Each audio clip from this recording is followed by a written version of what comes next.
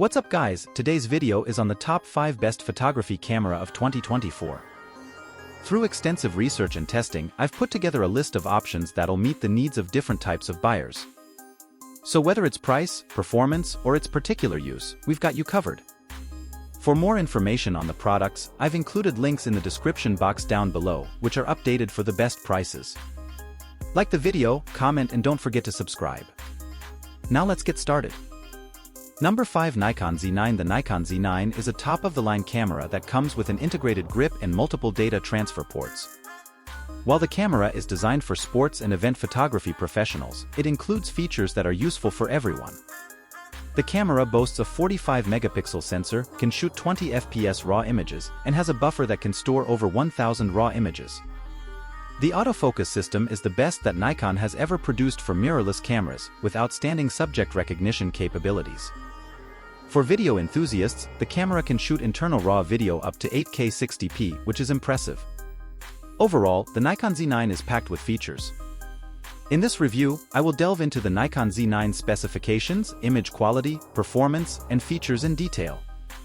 To provide a comprehensive review, I collaborated with 3 other members of the Photography Life team, Nasim Mancharov, Libor Vasenbacher, and Ross Martin, who have also tested the Z9 extensively. We have tested half a dozen copies of the Nikon Z9 in the field and in the lab, making this review the most comprehensive you'll find anywhere online. Firmware version 3.0 has improved the Z9's low-light focusing by 0.5 stops compared to previous firmware versions. Additionally, when reporting the EV range of any camera, Photography Life standardizes to an f/2 lens, while Nikon's official specifications are based on an f/1.2 lens and firmware version 1.0. The specifications listed above indicate that the Nikon Z9 is a high-end camera, but the most important features will depend on what type of photography you do. The Nikon Z9 has something for almost everyone, and in this review, I will highlight some of the most popular genres of photography and explain what the Z9 brings to the table. With the Nikon Z9, Nikon has significantly improved its mirrorless focus tracking capabilities. The autofocus system now has a true 3D tracking mode, much broader subject recognition, and a faster X7 processor to handle the data feed. Birds are now recognized as subjects, along with bikes, cars, and other vehicles. The autofocus system also has better configurability, a dedicated AF mode button, and more customizable function buttons. Number 4, Sony A7 IV. The Sony A7 IV features a 60MP BSI CMOS full-frame sensor, same as its predecessor, the Mark IV. However, the new camera has a more powerful processor which enables it to use the full potential of the sensor, something that the Mark IV was incapable of achieving. Sony has not provided any specific details to support their claim.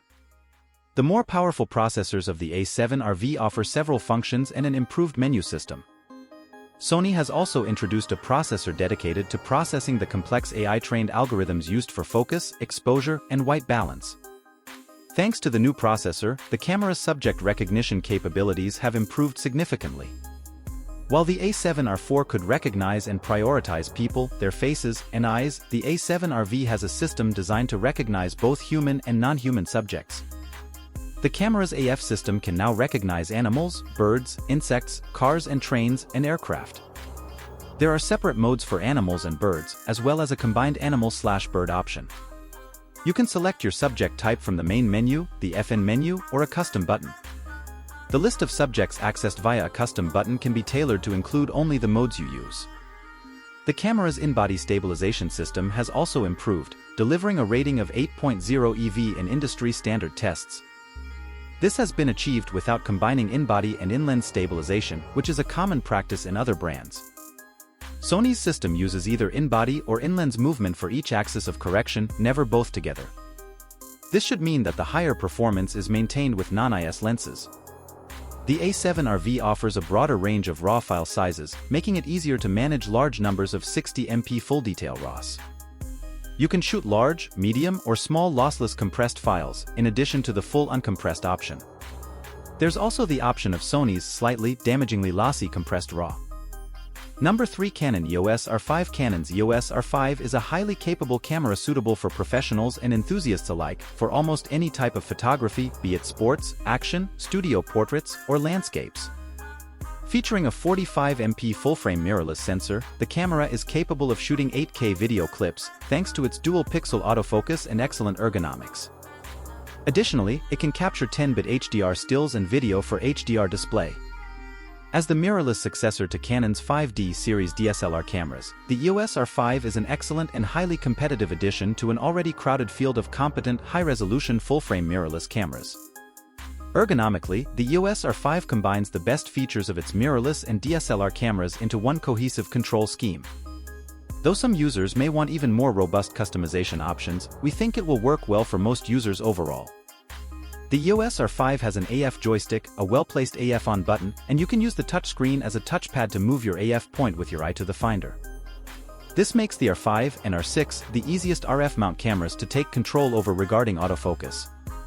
We found the joystick to work well enough and fast enough that we didn't feel the need to enable touchpad AF at all. The camera includes Canon's flexible priority (FV) exposure mode, first seen on the original EOS R. It's effectively a program mode, but you can specify an aperture, shutter speed, or ISO value by turning the requisite dial, and that value will take priority. You can also specify two parameters, such as aperture and shutter speed, and let the camera handle ISO for you. By default, a single press of the delete button sets the current parameter back to auto, and holding it down resets everything to auto. The EOS R5 comes with large, high-resolution displays in keeping with the competition. The viewfinder is an OLED panel with 5.76 dots and 0.76x magnification. Though the magnification is slightly below other options, it's still large enough that Canon offers an option to slightly reduce the size of the image if you find that its 23mm eye point doesn't quite let you see to the corners. The rear 3.2-inch LCD is a fully articulating display with 2.1 dots. It's a nice way to frame your images, but you may find you need to boost brightness if you're trying to use it in broad daylight. Number 2, Fujifilm X-T5. The X-T5 camera can shoot video, but it has some limitations compared to the X-H2 hybrid camera. It doesn't offer 8K video capture, and its 6.2K footage is taken from a cropped region of the sensor, rather than the full width as in the X-H2. The X-T5's HQ 4K footage is also derived from this 6.2K crop, not an 8K readout. The X-T5 can capture 4K at up to 60p from the full width of its sensor, but it doesn't use all the available pixels. Unlike the X-H2, the X-T5 doesn't have ProRes modes or any of the X-H2's options that required a CFexpress Type B card. Instead, the X-T5 writes everything to a matched pair of UHS-2 SD card slots. Fujifilm says the camera can shoot 6.2K/30 video for 90 minutes or 4K/60p for 60 minutes at 25 degrees Celsius 77 degrees Fahrenheit, but these numbers decrease significantly at higher temperatures and there's no option to add a fan to compensate. On the photography side, the X-T5 has very similar specs to the X-H2. It can shoot 40MP images at up to 15 frames per second using the mechanical shutter, but it has a smaller buffer and uses SD cards, which means it can't take such long bursts as the X-H2. However, the image quality it delivers is the same. The X-T5 also offers the 20-shot pixel shift high-res mode from the X-H2, which allows you to create 160MP composite images. You need to combine the images yourself using Fujifilm's Pixel Shift Combiner desktop software. The camera doesn't have motion correction, which limits the types of situations it can be used in. The X-T5 has dedicated dials for shutter speed, ISO, and exposure compensation, as well as a pair of command dials, front and rear, which can have some of those functions assigned to them.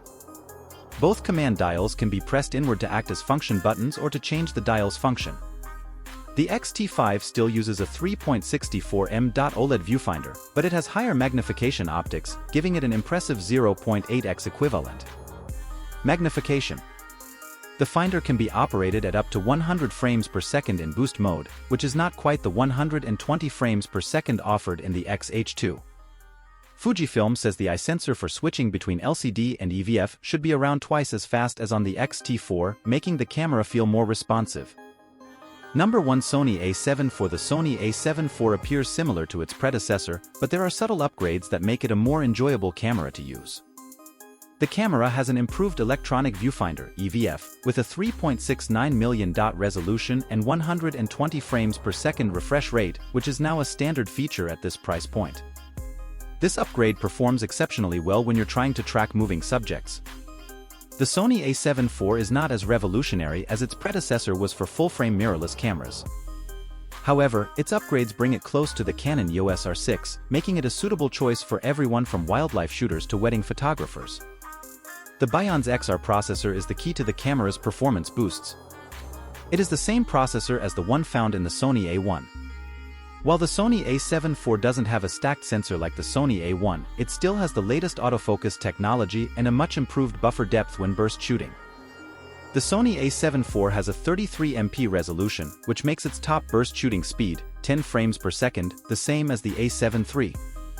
However, if you want to shoot lossless RAW files, the speed falls to only 5 frames per second or 6 frames per second. This is slower than the Canon EOS R6, which can hit top speeds of 20 frames per second when using its electronic shutter. Nevertheless, the A7 IV's autofocus speeds and buffer compensate for this. The Sony A7 IV isn't a true speed demon when it comes to burst shooting, but it's still more than good enough for wildlife shooting.